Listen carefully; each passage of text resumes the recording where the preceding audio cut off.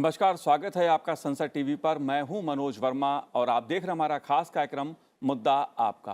प्रधानमंत्री नरेंद्र मोदी इन दिनों 3 दिन की यूरोप यात्रा पर हैं।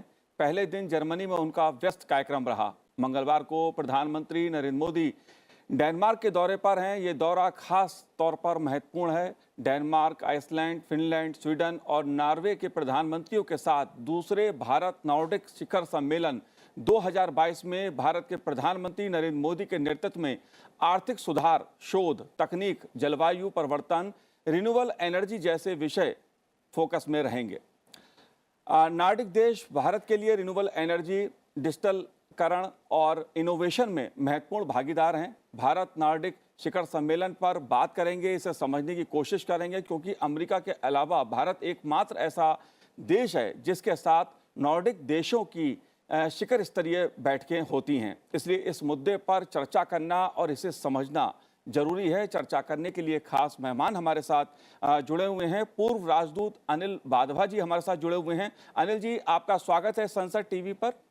साथ ही बात हम करेंगे जेएनयू के सेंटर फॉर यूरोपियन स्टडीज के प्रोफेसर गुलशन सचदेवा जी से। गुलशन जी, आपका भी स्वागत है। और खासतौर से चूंकि इस यात्रा में रिन्यूएबल एनर्जी पे खासा जोर है प्रधानमंत्री नरेंद्र मोदी का, इसलिए उसको भी हम समझने की कोशिश करेंगे। और इसी कड़ी में हमारे साथ जुड़े हुए हैं टेरी के अक्षय ऊर्जा प्रौद्योगिकी के निदेशक शिरीष एस गरुड़ जी। शिरीष जी, आपका भी बहुत बहुत स्वागत है संसद टीवी पर। लेकिन शुरुआत अनिल वाधवा जी मैं आपसे करूंगा, क्योंकि ये खासा महत्वपूर्ण शिखर सम्मेलन है भारत और नॉर्डिक देशों का।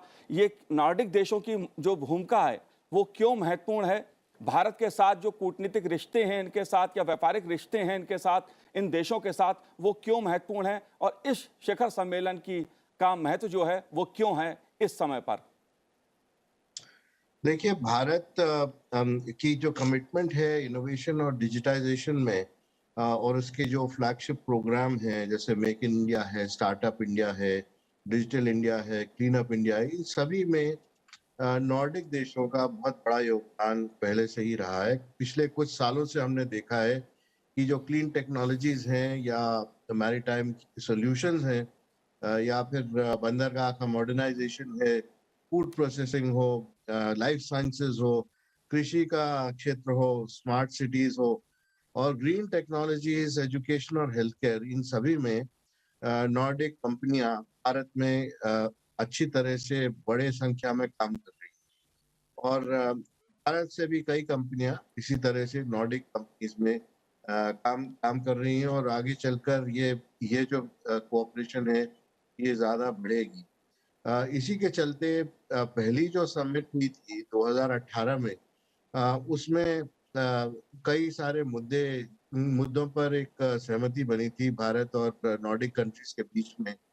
अब हम देख रहे हैं कि ये जो समिट है, जैसे कि आपने कहा, इसमें कोविड के बाद जो रिकवरी हुई है उसमें किस तरह से दोनों नॉर्डिक कंट्रीज और भारत सहयोग कर सके, और क्लाइमेट चेंज, इनोवेशन और टेक्नोलॉजी जैसे आपने बताया, जी रिन्यूएबल एनर्जी, और जो रीजनल सिक्योरिटी सिचुएशन जो उत्पन्न हुई है यूरोप में, इन सभी पर विस्तार से चर्चा होने की संभावना है। जी भारत और नॉर्डिक कंट्रीज के बीच में बहुत बड़ी कॉम्प्लीमेंटैरिटीज है, जिसको हम कन्वर्जेंस कह सकते हैं। यदि आप कन्वर्जेंस वैल्यूज में देखें, या फिर जेंडर इक्वालिटी में देखें, या फिर फ्री ट्रेड में देखें, इन सभी में नॉर्डिक कंट्रीज और भारत का एक सा रवैया है। और ऑल्सो आर्कटिक में जो कोऑपरेशन है उसमें भारत भागीदार बनना चाहता है, वो भी जी बहुत महत्वपूर्ण मुद्दा है। तो जी इस तरह से ये जो समिट शिखर मीटिंग हो रही है, इसमें ये सभी मुद्दे उठाए जाएंगे और विस्तार से चर्चा होगी। जी चूंकि ये 3 साल के बाद भारत और नॉर्डिक कंट्रीज मिल रही हैं, इसलिए इसकी अहमियत और भी ज्यादा बढ़ जाती है। जी प्रोफेसर गुलशन जी, एक आम भारतीय के नजरिए से अगर हम इस बात को समझना चाहें कि नॉर्डिक देशों के साथ जो भारत के कूटनीतिक रिश्ते हैं वो क्यों महत्वपूर्ण हैं, और अंतर्राष्ट्रीय अगर कूटनीति रिश्तों की बात अगर मैं करूं तो उसमें नॉर्डिक देशों के साथ ये शिखर सम्मेलन कितना महत्वपूर्ण है, खास तौर से जब हम यूरोपीय देशों की बात करते हैं, तब ऐसे संदर्भ में आप इसको कैसे देखते हैं? मुझे लगता है ये जैसे जैसे हमारे पिछले कुछ सालों में यूरोप के देशों के साथ और खासतौर से यूरोपीय संघ के साथ जो हमारे संबंध मजबूत हुए हैं, उसके बाद हमारी नीति में कुछ बदलाव आया है, जी। जिसमें हमने यूरोप को बहुत अच्छे तरीके से समझ के उसके साथ कैसे डील करें, ये उसी का परिणाम मुझे लगता है ये इंडो नॉर्डिक जो समिट हो रही है। क्योंकि अब हम देखते हैं कि एक तो 27 यूरोपीय देशों का समूह है, जिसमें सारे के सारे बहुत से लोग, बहुत से कंट्रीज मेंबर्स हैं। फिर हमारे बायलैटरल संबंध हैं सभी के साथ, और जो मुख्य रूप से बड़े कंट्रीज हैं जर्मनी, फ्रांस वगैरह के साथ हमारी उनके साथ सामरिक साझेदारी भी है। जी।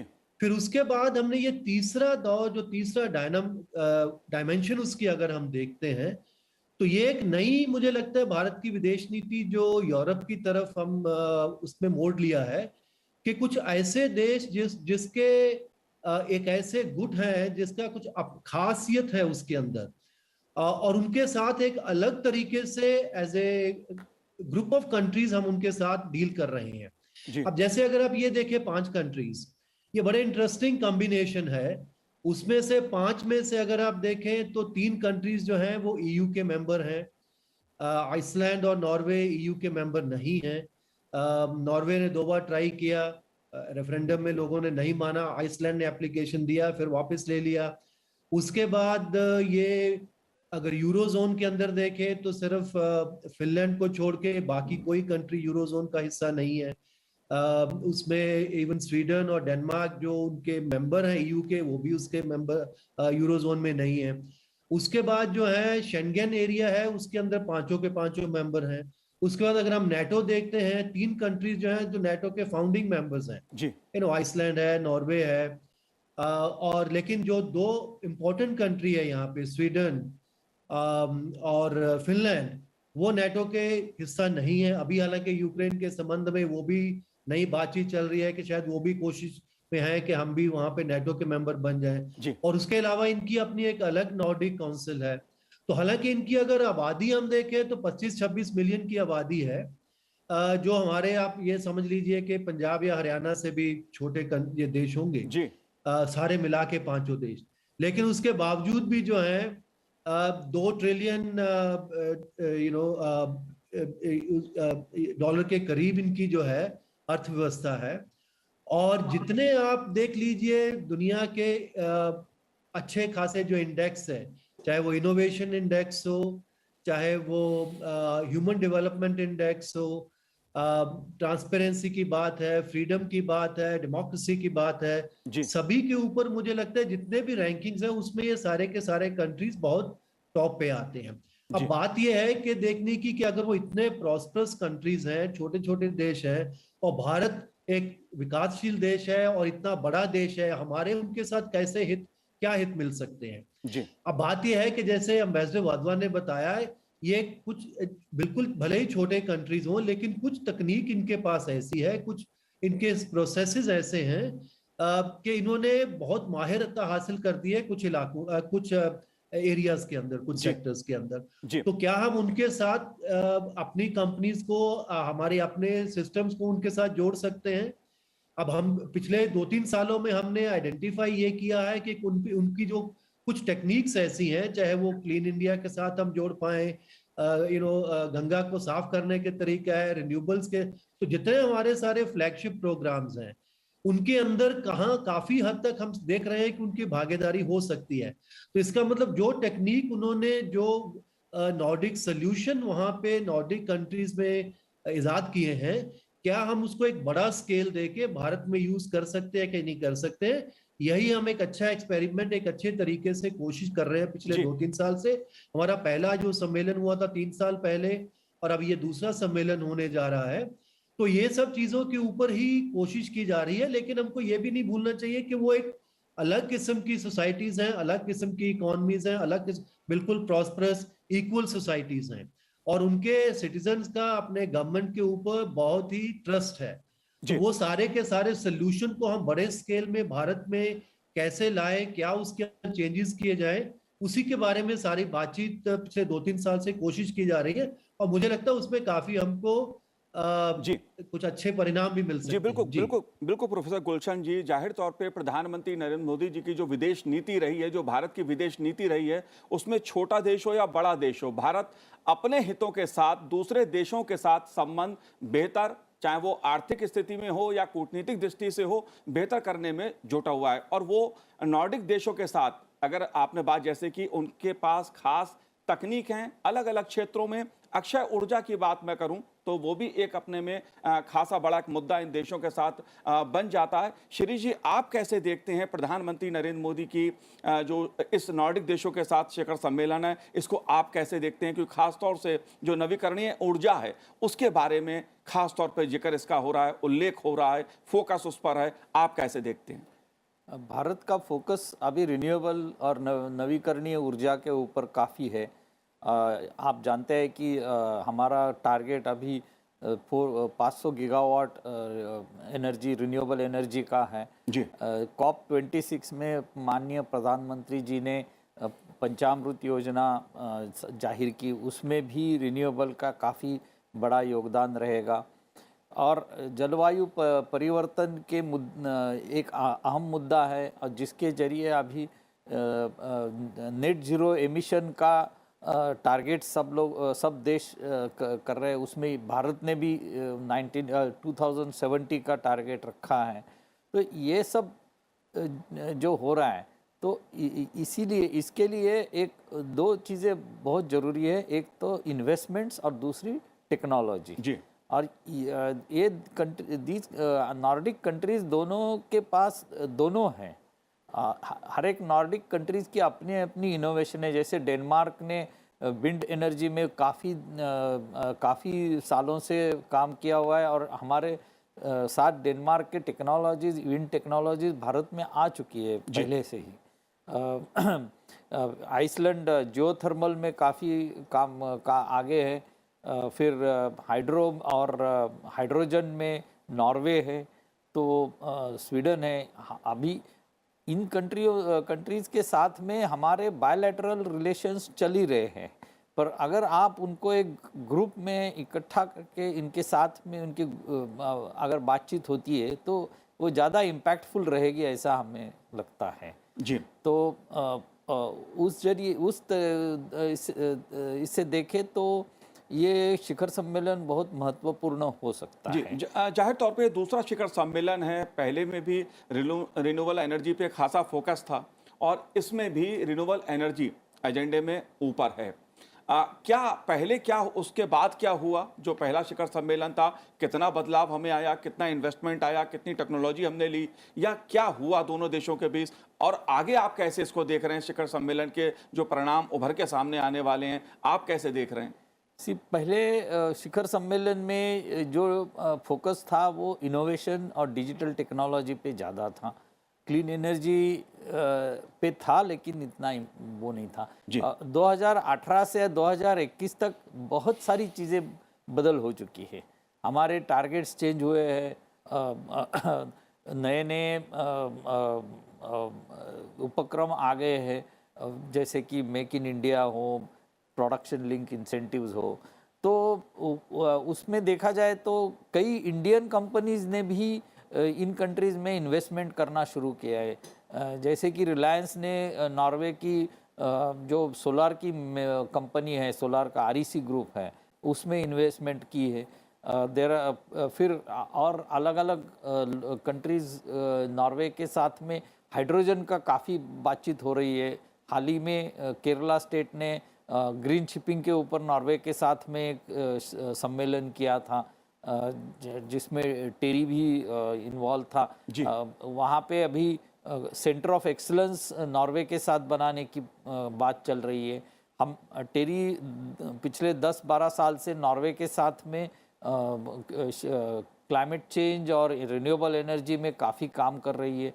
तो उनके साथ हमारे टेक्नोलॉजी भी इम्प्रूव हो रही है और इन्वेस्टमेंट्स भी आ रही है।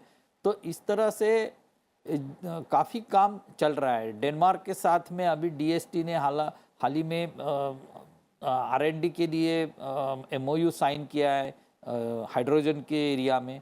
तो हाइड्रोजन एक नई नया एरिया आ रहा है जिसमें काफ़ी काम होने वाला है, और नेट ज़ीरो एमिशंस के टारगेट्स को देखते हुए हाइड्रोजन एक इम्पॉर्टेंट एरिया बनने वाला है। और उसमें नॉर्वे हो या स्वीडन हो या डेनमार्क हो, उनके साथ में काम करने के लिए हमारे पास काफ़ी अवसर मिलेंगे।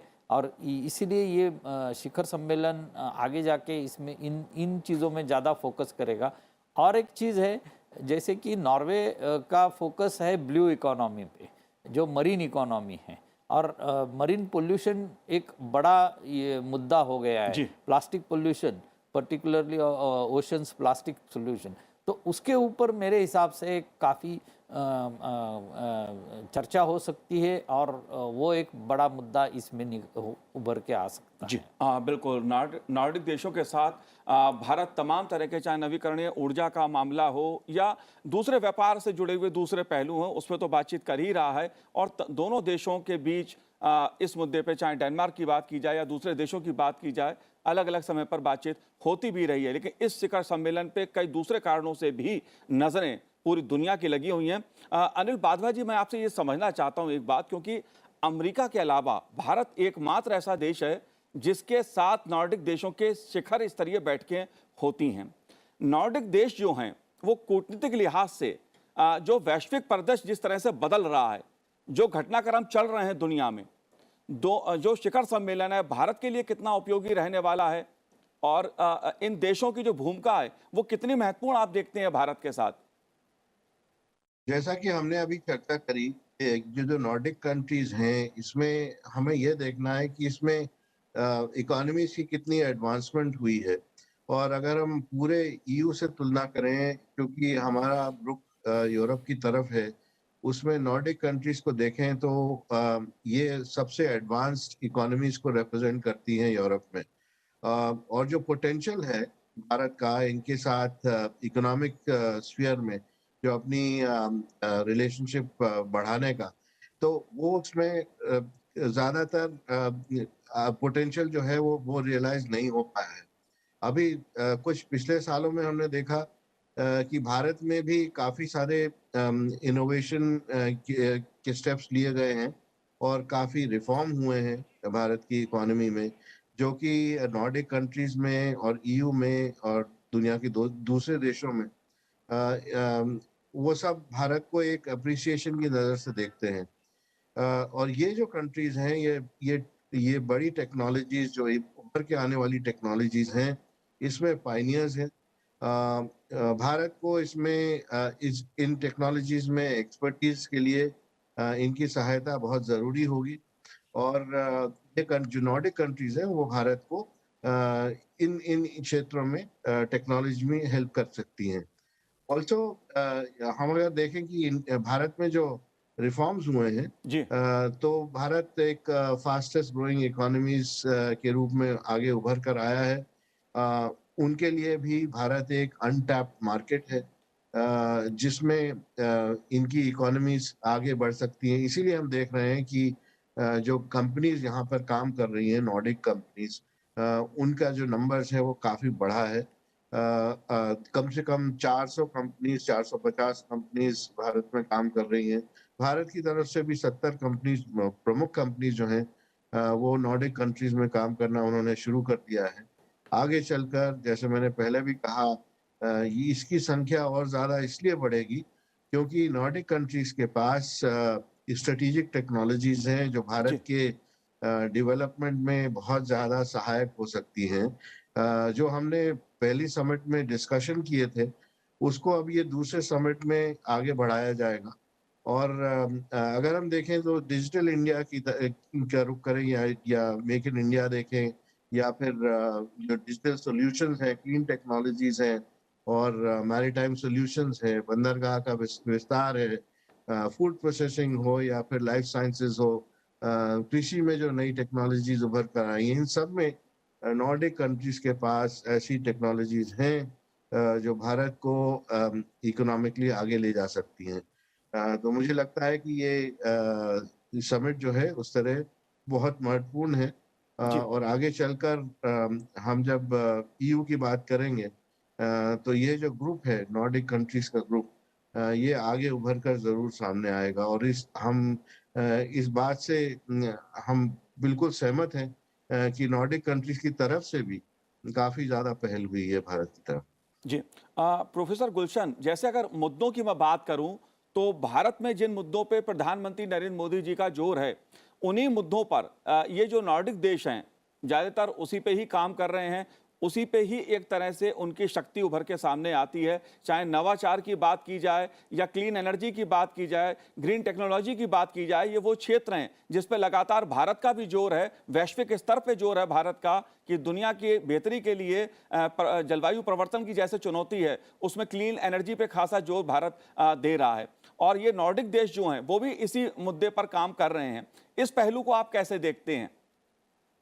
नहीं, वो तो इनफैक्ट अगर हमारा उनके साथ मुद्दों का और वैल्यूज का अगर मेल मिलाप नहीं होता तो जी ये नॉर्डिक सम्मेलन की शुरुआत ही नहीं होती। जी वो तो एक पहली बात थी क्योंकि हालांकि वो काफी क्रिटिकल रहते हैं ह्यूमन राइट्स के इश्यूज के ऊपर काफी समय से नॉर्डिक कंट्रीज, लेकिन उसके अलावा हम देखते हैं कि नॉर्डिक कंट्रीज ऐसे कंट्रीज भी हैं जो डेवलपमेंट के क्षेत्र में अगर आप देखें कि पूरी दुनिया में सबसे ज्यादा परसेंटेज जो यूएन का जो टारगेट है 0.7% टारगेट ऑफ योर जीडीपी, जी जो विकसित देशों को विकासशील देशों में खर्च करना चाहिए, सिर्फ नॉर्डिक के ही कुछ देश ऐसे हैं जो अपना पूरा वो उसको पूरी पालन करते हैं और उसको पूरा खर्च करते हैं। और वो काफी उसको अफ्रीका के देशों वगैरह में भी उसको वहां पे अपना वो डेवलपमेंट का सेक्टर को वहां पे खर्च करते हैं। अब भारत में निश्चित तौर से उनके अब उन्होंने देखा है कि जो उनके मुद्दे भारत के साथ मिल गए हैं, और क्योंकि जो दो बड़े मुद्दे हैं जैसे आपने कहा, चाहे वो क्लाइमेट चेंज का मामला हो जी चाहे वो सस्टेनेबल डेवलपमेंट गोल का मामला हो, अब ये मुद्दे क्योंकि ये नॉर्डिक के जो देश हैं इन दोनों मुद्दों के ऊपर काफी गंभीरता से उसके ऊपर उनकी पूरी विदेश नीति, पूरी उनकी आर्थिक नीति इसके ऊपर केंद्रित है। और वो उनका उन देशों का ये मानना है कि जब तक भारत जैसा देश जो एक बड़ा देश है और जब तक यहाँ पे हम क्लाइमेट चेंज को ठीक तरीके से नहीं इसके ऊपर एक्शन करेंगे और सस्टेनेबल डेवलपमेंट गोल जो सारे उसके जो टारगेट हैं, सारे जो एक्शंस हैं, अगर वो भारत जैसे बड़े देश के अंदर अगर वो यहाँ पे लागू नहीं हो पाएंगे तो कोई भी ये दोनों टारगेट्स जो है वो नहीं पूरे किए जा सकते हैं। तो इसलिए उन्होंने भी क्लियरली आइडेंटिफाई किया है कि भारत के साथ मिलके जो भी उनके साथ टेक्निक्स उन्होंने डेवलप किया है, उनको अगर वो भारत के साथ उसको बड़े स्केल में आके यहाँ पे इम्प्लीमेंट करते हैं तो वो सिर्फ फायदे की बात नहीं है कि बिजनेस फायदा तो है, क्योंकि देखो बड़ी बड़ी कंपनीज जी हैं वहां पे। और अगर हम भारत के अंदर भी देखें, चाहे नॉर्डिक छोटे छोटे देश हैं, लेकिन अगर आप कंपनीज देखें जैसे वोल्वो है, इलेक्ट्रोलक्स है, नोकिया है, एरिक्सन है, आइकिया है, इस तरह की जितनी भी कंपनीज हैं बड़ी बड़ी वो भारत के अंदर है, एचएमएन है। तो ये सारे के सारे भारत तो एक निश्चित तौर से उनका ये एक बिजनेस एंगल तो रहता है, क्योंकि ग्रीन टेक्नोलॉजी भी अपने आप में एक बहुत बड़ा बिजनेस है। जी तो उनको ये भी लगता है कि एक तो वो क्लाइमेट चेंज और सस्टेनेबल डेवलपमेंट गोल्स को उसके टारगेट्स को दुनिया के तौर पे शायद उसमें कुछ वो मदद कर पाए, उसके साथ उनकी कंपनीज जब यहाँ पे काम करेंगी भारत के अंदर, क्योंकि इतनी बड़ी अर्थव्यवस्था है और इतनी बड़ी अर्थव्यवस्था अब खुल रही है। और भारत अब जैसे क्योंकि वो अच्छे तरीके से अब जो फ्री ट्रेड एग्रीमेंट्स के ऊपर भी काफी हमारा जब लिबरल हुए हैं और अभी नेगोशिएशन यूरोपीय संघ के साथ भी जी चलने वाली हैं, तो उनको लगता है कि ये दोनों तरीके से ये अच्छी है उनके लिए, जी बिजनेस के एंगल बिल्कुल। से भी भारत के साथ जुड़ना और श्री बड़े मुद्दों से, चाहे वो क्लाइमेट चेंज और सस्टेनेबल जी डेवलपमेंट गोल, दोनों को एक साथ लेते हुए भारत से। डिजिटल का भी एक बहुत बड़ा मुद्दा उभर के सामने आ रहा है इन देशों के साथ भारत का। लेकिन अगर बात क्लीन एनर्जी की जाए जिस पे भारत का खासा जोर रहा है, वैश्विक स्तर पे भी भारत ने इसमें पहल की है, जलवायु परिवर्तन के लिहाज से भी इसे खासा महत्वपूर्ण माना जा रहा है। बहुत संक्षेप में आप कैसे देखते हैं? रिन्यूएबल एनर्जी के लिए ये कंट्रीज़ की डेवलपमेंट काफ़ी हो चुकी है, हाइड्रोजन पर्टिकुलरली या इलेक्ट्रिक व्हीकल्स हो। आप जैसे देखोगे तो ईयू का जो टारगेट था रिन्यूएबल एनर्जी पर 20% बाय 2020, जी। वो नॉर्डिक कंट्रीज ने 2 साल पहले ही अचीव किया था। आज ये कंट्रीज में 20% से लेके 70% तक रिन्यूएबल एनर्जी यूटिलाइजेशन हो रही है। जी। तो और कंट्रीज जैसे कि नॉर्वे हो, वहाँ इलेक्ट्रिक व्हीकल्स काफ़ी है, हाइड्रोजन का काफ़ी काम चल रहा है। डेनमार्क में हमने बताया ऑफशोर विंड का काफ़ी काम हो रहा है। और ये जो एरियाज़ है जो हमारे यहाँ अभी ऑफशोर विंड की डेवलपमेंट अभी अभी शुरू हुई है इंडिया में। जी। हाइड्रोजन का अभी हमारा मिशन अभी लास्ट ईयर लॉन्च किया है माननीय प्रधानमंत्री जी ने, और उसकी अभी पॉलिसी भी आ गई है। तो उसका टारगेट भी 5 मिलियन टन का 2030 तक ग्रीन हाइड्रोजन जाहिर तौर पर श्री जी, जो ये शिखर सम्मेलन है नॉर्डिक देशों के साथ, उसमें प्रधानमंत्री नरेंद्र मोदी जी का जो फोकस रहेगा वो उसमें ऊर्जा खासा महत्वपूर्ण रहने वाला है, क्योंकि इन देशों के साथ भारत के जो मुद्दे हैं वो एक दूसरे की ताकत भी हैं, और उन मुद्दों पर ये सभी देश, 5 देशों के साथ जो भारत के रिश्ते हैं वो आगे बढ़ रहे हैं, और इस दूसरे शिखर सम्मेलन से उन रिश्तों को एक नई दिशा मिलेगी। आप तीनों ने संसद टीवी से बात की, आप तीनों का बहुत बहुत शुक्रिया, बहुत बहुत धन्यवाद। तो आज हमारे इस कार्यक्रम में इतना ही, मुझे दीजिए आज्ञा, नमस्कार।